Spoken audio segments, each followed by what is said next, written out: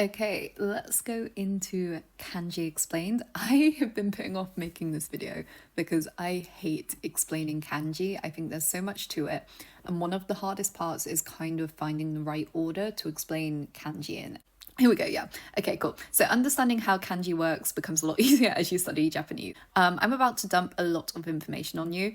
It's a lot to process, and if you do not know anything about kanji beforehand, it's even harder.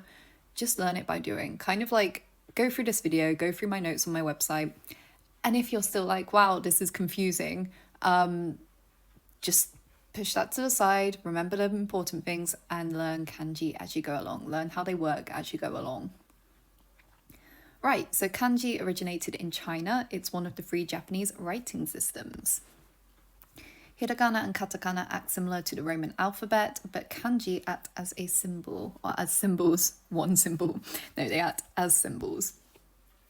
Let's compare them to emojis. We can look at this donut emoji, or we can look at this emoji and know it means a donut, or maybe a treat, or maybe a snack, etc. You have a general idea of what it means.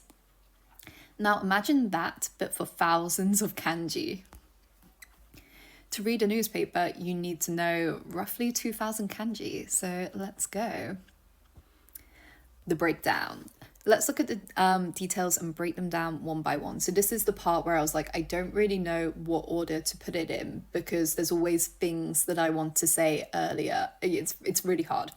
But below is a typical kanji study table we'll use in class. So basically this is just the way that I teach them. This is the little table I've made. I call it a typical kanji study table. I don't want you to think this is like something everyone uses. It's just the ones that I've made. In this example version, each element is labeled. Below the table, you can find a description of each. Okay, so in part 1, we have the kanji meaning. Kanji can have multiple meanings. Rather than thinking of it as the exact translation, like this kanji translates to day/sun, think of it more as what the kanji represents. It represents the day, it represents the sun. It does not mean it directly translates to day/sun. Number 2. So this is the kanji and its stroke order. So this literally is the kanji. All kanji have a stroke order. It's the most efficient way to write a kanji. Like there's a reason the stroke order exists. It wasn't just like some guy randomly decided this was the order. It's that way because that is the most efficient way to write it. When studying kanji, try to learn the stroke order as best you can. It makes learning future kanji easier as many kanji have similar elements. So you'll basically find within some of the more complicated kanji, there are simpler kanji. So like it's kind of like they use them as building blocks. They can use simple kanji as building blocks to make more complicated ones. If you learn the stroke order, you are going to make it so much easier to learn the complicated kanji. But at the same time, if when you write a kanji, you accidentally do it in a different stroke order, you just end up doing a different order to what it should be. As long as it looks the same, it's not the end of the world, but there is a reason there is a stroke order. 3. Okay, these are the kanji readings. Number 3 is the onyomi and number 4 is the kunyomi. So there are 2 categories of reading for kanji, onyomi and kunyomi. Onyomi are readings that originated from China. Therefore, when studying kanji, you often see these readings written in katakana. So you can see it, 3 is currently highlighted and it is written in katakana. Kunyomi readings. Kunyomi readings originated in Japan, therefore they're displayed in hiragana. Learning readings okay, cool. So learning readings as onyomi/kunyomi helps you build a solid understanding of kanji, but personally I don't put a lot of focus on learning whether it's an onyomi or a kunyomi reading. So basically I will introduce it, depending which section it's in here, as onyomi or kunyomi. I think that is important. I think it gives you the option of how much focus you want to put onto the onyomi and kunyomi. But personally, I do not overthink it. I'm not going to sit there and learn all of the readings and whether they're an onyomi and kunyomi. The most important thing is that you can read the kanji words as they appear. You don't I've never been in a situation in my life of studying this where someone's been like, hey, can you recite the kanji readings of this kanji and tell me whether they're onyomi or kunyomi. That doesn't happen to the average person. So yeah. In this section, you'll see a selection of words written in kanji you've learned. So section 5 and 6 have a teal background, which means the following. This is very specific to my website, this last little section here. I'm sure like other websites and other books you have will kind of do something similar maybe, but yeah, this is a bit more specific to mine. Okay, words in this section are words that have appeared in previous or current lessons' word lists. They are made up of kanji you have previously learned or are currently studying. You can click on the kanji in section 6 to see the hiragana. Yes. So sections 5 and 6, everything I just said, you can click on that. And this section is similar to sections 5 and 6. However, you're not expected to know how to write these words in kanji yet. Words in this section are vocabulary you've already studied, but they might have 1 or 2 characters you've not yet studied. They're just on this chart for future reference.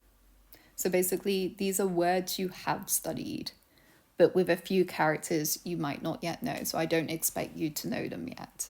Okay, how to use kanji. Below we have 2 kanji that we'll be using in our examples. Click the reason. Yeah, okay, cool. So you can click the readings on the website if you want to see the romanization. If you've not learned katakana and hiragana yet, it's just there for reference. So on the left, we have day/sun.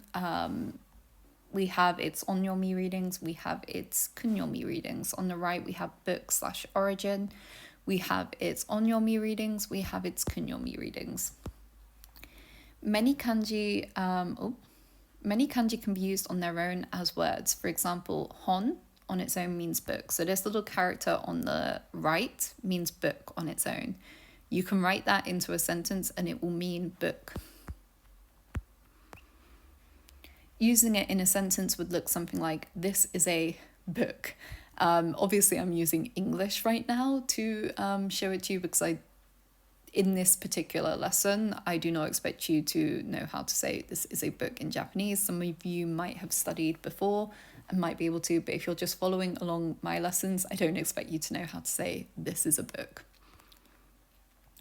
As a beginner, don't guess how to use kanji. This is something that sounds really obvious, but it's something I wondered, like, can I just put book in anywhere or something like that and it would work? I don't know how to put it, but I feel like this does need to be said. You usually need to have studied or seen it used before to have an idea how it works. For example, I can't just look at the kanji there. So the kanji that means day and sun. I like to call this one he. I just think it's the first reading that pops into my head for this one, maybe Nichi. But I'm going to call it he for now. See, they represent sun and use it to write the sun is hot, and hoping that I'm writing the sun is hot. He can be used alone, however it means day. So you learn how to use them through studying each kanji. Like, you learn kanji through studying them. You have to study them. Kanji commonly have more than one reading. Some have 5, 6, 7 plus. Really annoying. This is a major reason we must study kanji. How do you know which reading to use without studying? Most kanji can be placed together to create words. This is called kanji compounds. Some compounds are made up of more than 2 kanjis. So basically, you can have a word that's 1 kanji long. You could have a word that's 2 kanji long. You could have a word that's 3 kanji, 4 kanji. I don't know actually where that stops. But yeah, you can have a word made of multiple kanji. You can also have words that combine kanji and hiragana. This is very, very common with verbs. For example, if we put ni and hon, so sun/day and book/origin together, we get Nihon, which means Japan. So these 2 characters together make the word for Japan, Nihon. Funnily enough, this is one of the readings up here, but I believe it might either be an exception or a rarer one. And then we have Hon, which is the what's the word? the onyomi of book/origin, literally origin of the sun. I'm actually going to mention that now. There are so many as well, kanji, that will just be like, hey, these are their readings. But then there's also a few exceptions. A really common one is today, which uses two kanji that don't have a reading on their own that would make cure, which is the word for today. But just when you put these two together specifically, it makes cure today. There's just lots of exceptions, which is why I don't like using the onyomi kunyomi method of trying to guess whether, like, how a kanji is said. Anyway, so you can't put a random kanji together hoping they have a meaning. You have to learn the kanji compounds, not make your own. Again, that seems really obvious to me, but it was also something I probably thought about back in the day, so I'm putting it on here. The word nichiobi is a great intro to kanji pronunciation because nichiobi means Sunday and includes the word, the kanji for sun twice, or sun/day twice. However, it's pronounced nichiobi. This means that the first sun/day character is pronounced nichi and the last one bi. So if we go up here, you can see it's got a reading up here of nichi and a reading down here of bi. Probably shouldn't like hide the romaji there. Cool. So basically Sunday, does it explain it here? Yeah, no, it doesn't. But basically Sunday is made up of 3 characters, 2 are the same, but within that word, the 2 characters that are the same are pronounced differently. Nichi, yo, bi. We can also zoom in on this, and it's probably going to go funny if I try and zoom in too much. But you can see that this day character is repeated in the second character, just here.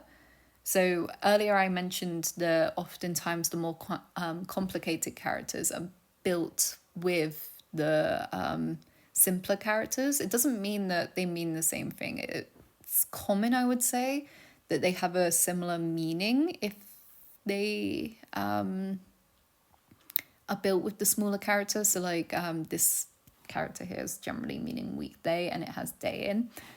But yeah, it's very, very common for you to see more simple characters in the more complicated ones. And just knowing how to write the characters properly does make it easier to learn the more complicated ones. Anyway, moral of the story, study your kanji.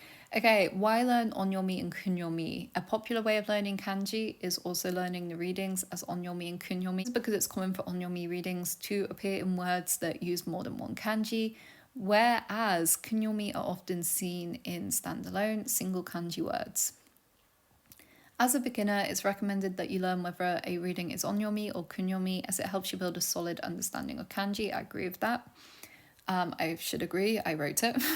There are a lot of exceptions to this rule. Furthermore, there are, as most kanji have more than one reading and sometimes multiple onyomi readings, it's difficult to know how to read some words you've not encountered before. Basically, you've got a lucky dip of how it could be pronounced, and your chances of guessing right if you've never said the word before are still pretty low, even if you follow every single rule. Especially the more readings it has. Therefore, I personally don't put a lot of focus on learning onyomi and kunyomi. Obviously, you have to learn the readings, but I don't care so much whether you learn them as onyomi and kunyomi. I think it does make your notes neater, so I still recommend kind of doing it, but do not sit there and beat yourself up if you can't remember whether the reading you wrote is onyomi or kunyomi. This isn't to say that, so it shouldn't be ignored completely. It's more to say, don't worry if you can't recite each kanji reading and categorize it into onyomi and kunyomi. Personally, I've always learned the best through seeing the kanji in use. So actually for me, I just kind of like learning the kanji very, very quickly and then seeing it in actual words. The other thing I will say is it's very, very common for people when they first start learning to go full in and be like, I'm going to learn this in so much detail. Be realistic. If you are one of those people who can do that and can keep it up and can sit there and learn the kanji like to a T, do it. Why not? If you're not the biggest studier, do it at a pace that you can keep up with. Don't overdo it is what I'm trying to say, but apparently that's just not coming out. So why use kanji if they're difficult? Well, they make reading Japanese a lot easier. They're culturally important. They're pretty cool. Tons and tons of reasons, basically. Why do they still have kanji? Because they're cool. No. Japanese does not use spaces. This is genuinely a very big reason why you need to keep kanji in Japanese. Making it hard to read when it's all hiragana. By putting kanji in it becomes quicker and easier to read. Let's see an example with emojis representing kanji. So this is an example made for English speakers. So this here is the example with emojis representing kanji. We have girl is student. 彼女は学生です。Everything there that is represented by an emoji is represented by a kanji. That is kind of easy to read.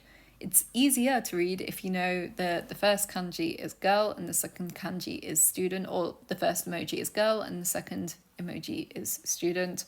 Obviously, she looks like she's graduating, but I just thought that was the best example there out of the emojis I had. Second one is all hiragana. That is basically their like alphabet kind of writing system. And in the example below it, we just have what it would look like. It looks like she is a student without any spaces, and that is very hard to read. So would you rather read the emojis, she is student, or would you rather read she is a student without spaces? I feel like there's definitely going to be someone here like, I really prefer it without spaces. Good for you. Good for you. But yeah, this was just my example. On a long sentence, you probably want the emojis that you've studied to understand their exact meaning. Wait, you mentioned having some of the kanji readings hidden. I did I? I don't know. You'll come across this on the next page where we study this week's kanji. Actually, I'm going to show you this I'm going to read this and then I'm going to show it to you. So basically, some kanji have a lot of readings. In short, some readings are more common than other readings, especially for beginners. Look at me, I have some recommended third-party videos. Okay, in short, some readings are more common than others, especially for beginners. You can spend hours now learning readings you probably won't be using yet. I say probably. Everyone has a different reason for studying. Everyone's going to study at a different pace. But you probably won't be using like all the readings yet. Or you can just learn the readings that are useful to you for now. It's pretty common to forget readings you don't often use. In fact, if you put loads of kanji in front of me right now and ask me to say all of their readings, even some of the simpler ones, I could probably give you half. However, I could probably read the words that they are in. I just can't recite all their readings off the top of my head. So in fact, some kanji have readings that are rarely used. I hide the readings that are not currently relevant. In theory. Can't promise you, but in theory they are not. When we come across them in the future, so when we come across words that use them in the future, we can look at them then. The idea is it saves you time and the end results are similar. Why spend time learning a reading you're not going to be using for months, possibly years? I don't want to be like that person, but possibly never for some of them. However, everybody has a preferred method for studying kanji. My preference might not be yours, therefore all the readings are still available upon a click. And what I mean by that is, let's have a look. Ta-da! You can just click wherever there's a dot. I might change it to an asterisk at some point, but yes, you can click.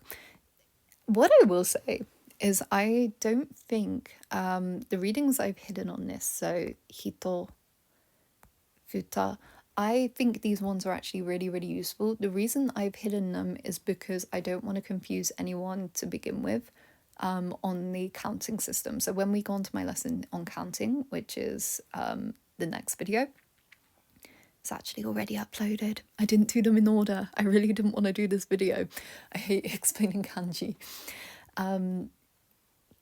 I didn't want to really confuse anyone just because these are the first kanji we're going to learn. And I also wanted the example of the hidden kanji on here.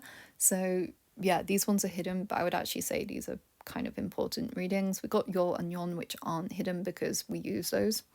And yeah, let me try and find a different set of kanji. Mana. So this will be used when we get onto verbs. Not so common right now. Kata. I never see it as kata, actually. I know it exists as kata, but it's very rare for a beginner. Anyway, we're going to end the lesson here. You can check out my website for more notes if you want to go through it more slowly, if you want to see some games, etc. It's all on there, pocketjapanese.com, and I will see you next time. Just a reminder, you can sign up for my website directly on the website or via Etsy. You can also trial it first, so I have a few free lessons going over some of the basics, hiragana, some kanji, just explaining everything you need to start learning Japanese. And then from then on, we have a few paid lessons just to help support me and the time spent making all of these lessons. I created my own curriculum because I sometimes don't really like how a lot of the textbooks explain things. I think they make things really, really complicated, and I think they make very easy things harder by using a lot of jargon.